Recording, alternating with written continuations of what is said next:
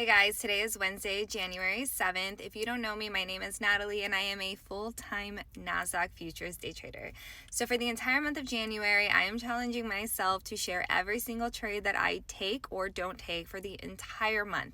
I'm going to be posting my entire trade recap, my entire morning market analysis so that you can get a sneak peek into what a full-time day trader looks like when they are reading the markets. So anyway, today was another no trade day. I know, shocking. I didn't take another trade. I have taken 0 trades for the entire month of January, and I promise at some point I will take a trade.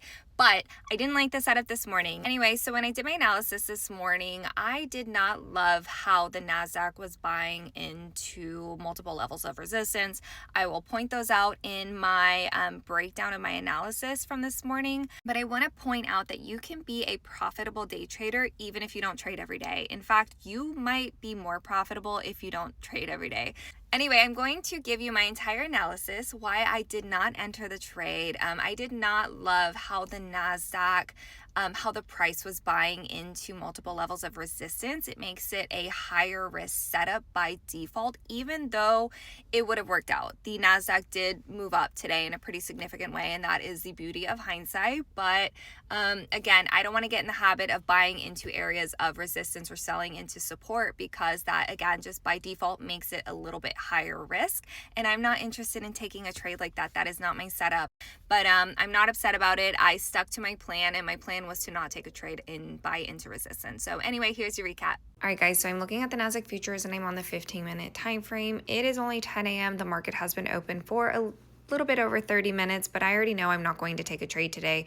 But let's talk about my analysis this morning. So the first thing that I did, per usual, is I mark up my previous day low and I mark up my previous day high, and then I mark up any areas of resistance or any areas of support, swing highs, etc., any key levels that give me information about what might happen that day.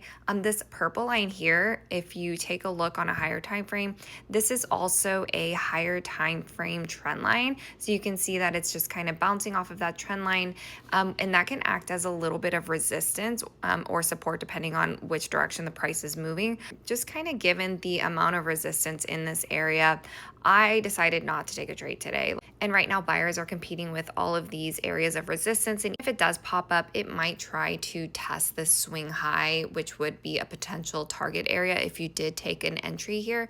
However, the risk to reward just is not in it for me, so I'm going to put it away. I'm not going to take a trade today. This is not a high quality setup, and I'm going to find something else to do with my day. All right, guys, bye.